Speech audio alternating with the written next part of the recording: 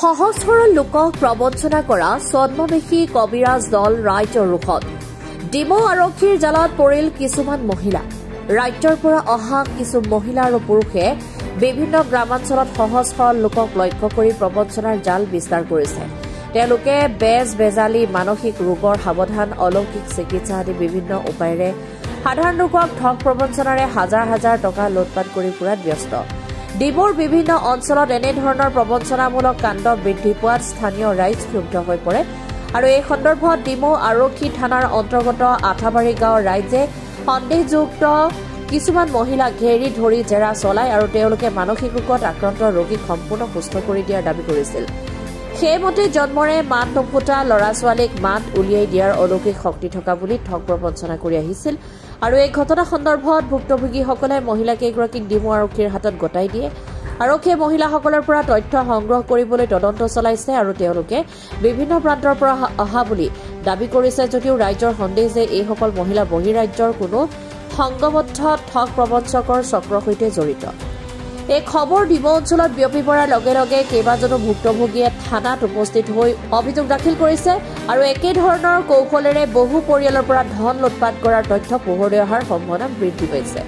আৰক্ষীয়ে বৰ্তমান মহিলা কেইগৰাকীৰ সন্দৰ্ভত গভীৰ অনুসন্ধান অব্যাহত ৰাখিছে। শিৱসাগৰৰ পৰা Farid Ali report, Assam north east news live.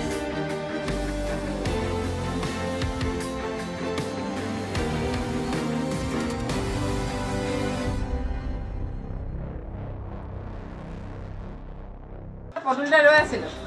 ৰৈ থাকোঁতে এইফালৰ পৰা আলিয়ে দি হেৰি মানৱগাসী আহিলে, ক'লে বোলে বাইদেউ মনসা পূজাৰ কাৰণে বোলে কিবা এটা ডনেশ্যন দিয়ক।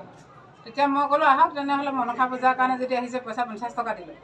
50 টকা দিওঁতে তেওঁ পদূলিতে বহি কৈছে, খুব মানে চকুকেইটা তেৰা তেৰিকৈ আমাৰ ঘৰ ফালে চাই কৈছে আপোনালোকৰ বোলে এই ভেটিটোত বোলে নাগ এহাল আছে।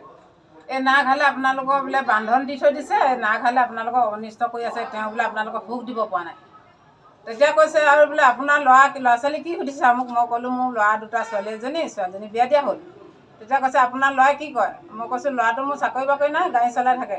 বিয়া বাৰী হ'ল নাই? কৈছে মই বোলো বিয়া হোৱা নাই। আপোনাৰ ল'ৰা বোলে বিয়া নোহোৱাকৈ বান্ধি থৈছে বোলে, বান্ধি থৈ দিছে, আপুনি বান্ধটো খুলিব লাগিব। বান্ধটো বোলে মই খুলি দিব পাৰিম আপোনাৰ ল'ৰাক। আৰু আপোনাৰ ল'ৰা এনেকুৱা এটা এক্সিডেণ্ট আছে, শনিবাৰে বা মঙলবাৰে আপোনাৰ ডাঙৰ এক্সিডেণ্ট এটা হ'ব, কিন্তু আপুনি যদি মোৰ পৰামৰ্শ নলয় তেনেহ'লে আপোনাৰ বিপদ আছে। তেনেধৰণে কোৱাত মই অলপ ভাবি চিন্তি আপুনি কিবা চোৱাব জানে নেকি? কৈছে মই চব চোৱাব জানো, মই 7 বছৰৰ পৰা শিৱ সাধক কৰোঁ, মোৰ শিৱলম্ভী আছে, মই শিৱৰ কাৰণে সকলো কৰিব পাৰিম বুলি ক'লোঁ। তেতিয়া মই ক'লোঁ তেনে আপুনি আহক বহকি। বহিবলৈ গ'ল, বহি কৈছে আপোনাৰ নাকটো বোলে পূৰা ভেটিতে বহি আছে। তেতিয়া মই ক'লোঁ মোৰ ঘৰততো মই এনেকৈ নাক চাক দেখা নাই। তেতিয়া কৈছে বোলে আপোনালোকৰ বাৰীখনত আছে, আপোনাৰ কোনোবা ঘৰত হ'লেও আছে। আৰু হয় এওঁলোকৰ ঘৰত সাপ দুটা ওলায়। সাপ দুটা ওলোৱা হৈ পিনে এই ভাইটি আহিলে, ভাইটিয়ে ক'লে বোলে সাপ দুটা আমাৰ ঘৰত আছে, কিন্তু আমি মাৰপিট কৰা নাই সাপ দুটাক, বোলে সাপকেইটা বান্ধি থৈছে, মই খুলি দিম আপোনালোকৰ বোলে বহুত ঘৰখনত দুখ হৈ আছে, দুখবোৰ মুকলি হ'ব, সকলোকে মুকলি কৰি দিম। মুকলি কৰি দিয়াৰ পাছত আপোনালোকে তাবিজ ল'ব লাগিব, পানী কাটি গা ধুব লাগিব। তেনেধৰণে আমাৰ ঘৰত পানী চানী কাটি দিলে, কাটি তাবিজ দিম বুলি ক'লে। তাবিজত অন্যান্য কিবা কিবি লিখি দিছে কি প্ৰিয়া মিলনৰ দাড়ি, তুলসী তলৰ মাটি, হতমণি, সেইকেইটা বস্তু লিখি দিছে। মই বোলো এইবোৰ মই চিনি নাপাওঁ নহয়, মই এইবিলাক বস্তুটো আনি পোৱা নাই, দেখা নাই। তেওঁ কৈছে কোৰ্টৰ মুখত বহি থাকে বামুণ এজন, কোৰ্টৰ মুখত তেওঁহে দিব কৈছে। ক'ত বিচাৰি যাম বোলো, মই বিচাৰিবলৈ সময় নাই, মই এইবিলাক বকত বিশ্বাস লগা নাই, এনে কৈছোঁ। আপোনাৰ বোলে চকুকেইটাতে কৈছে বিশ্বাস নাই আপোনাৰ বোলে, আপুনি যদি মোক বিশ্বাস নকৰে আপুনি নৰকত পৰিব, এনে কৈছে। কোৱা দেখি মই ক'লোঁ তেতিয়া আপুনি যদি দিব পাৰে দি থৈ যাওক, আপোনাৰ ওচৰত বস্তুখিনি আছে যদি। তেতিয়া মানে চুলি দুডাল নিচিনা উলিয়াইছে, আকৌ এইটো হতমণি নে কি সেইটো উলিয়াইছে। উলিয়াই আমাৰ ঘৰত তুলসী তলৰ মাটি আনিছে, আনি তাবিজটো বনাই 6400 কৈছে তাবিজটো। মই তেতিয়া ক'লোঁ বোলে যেতিয়া ল'ৰাটো ভাল হয় তেতিয়া মই আপোনাৰ পৰা লৈ যাম কৈছে। ফোন নাম্বাৰ ৰাখি থওক, মই বোলে আপোনাৰ ল'ৰাটো বিয়াও খাবলৈ আহিম, বিয়া পতাৰ পাছতে সকলো হৈ যাব নাই কৈছে। পইচা কিমান? পইচা 2000 দিলোঁ, তামোল পানে চামপানে 2500 টকা দিলোঁ, ইভাগে আকৌ 200 100কৈ 3000মান টকাই গ'ল। কৈ গৈছে সেইবোৰে একেই আৰু খুইদ যেনেকৈ মঙলবাৰে শনিবাৰে মানে আমাৰ মানুহজন টমটম চলায়, সেই মঙলবাৰে শনিবাৰে এক্সিডেণ্ট হ'ব, গাড়ী চলালে এক্সিডেণ্ট হ'ব, তেনেকৈ কৈ পিনে আমাৰ মানুহজনকো তাবিজ দিছিলে। তাৰপৰা তাবিজ দিওঁতে 2500 টকা নিছে বাৰু।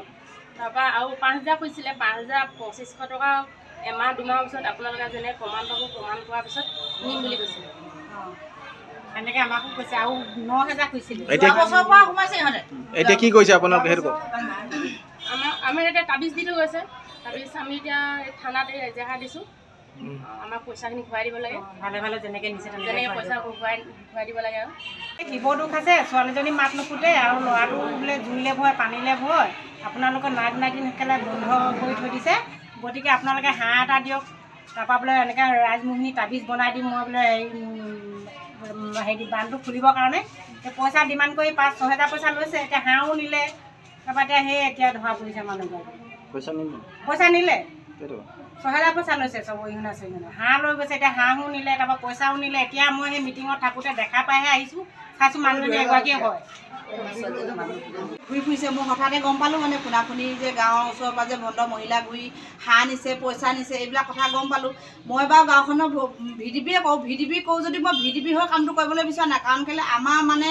এই মানুহখিনি যিখিনি মানে অকৰা বুলিয়ে ক'ব লাগিব আজিকালি বৈজ্ঞানিকৰ যুগত যিটো ভণ্ড পূজাৰীৰ কথাবিলাক বিশ্বাস কৰি তেওঁলোকে যে তাবিজ লৈছে বা হাঁহ দিছে কিবা দিছে এই কথাষাৰ মই গম পালোঁ গম পাই হঠাতে গৈ মানে সিহঁতক ক'ত আছে বিচাৰ খোচা কৰি ফুনাফুনি কৰি সিহঁতক মানে 4গৰাকীক মানে মই ধৰিবলৈ আমি মানে 4জনী মানুহে ধৰিলোঁ মানে এওঁলোকক মানে ধৰিলোঁ কাৰণ কেলৈ গাঁৱত এইটো কৈছোঁ যে গাঁৱত আৰু ভৱিষ্যতে এনেকুৱা কাম নকৰিবি আৰু নোসোমাবি সেইটো কাৰণে আৰু এতিয়া আমি অচি ছাৰকো ফোন কৰিলোঁ তেওঁলোকে আমাক সহায় জনালে তেওঁলোকে ধৰি আনি আমি পুলিচৰ হাতত গতাই দিলোঁ ইতিমধ্যে তেওঁলোকে আমাৰ গাঁৱত যিমান দুখীয়া মহিলাৰ পৰা টকা পইচাকেইটা লুটি আনিলে আমি সেইকেইটা উলিয়াই দিব লাগিব যদিহে উলিয়াই নিদিয়ে সিহঁতক আমি জেললৈ ব্যৱস্থা কৰিম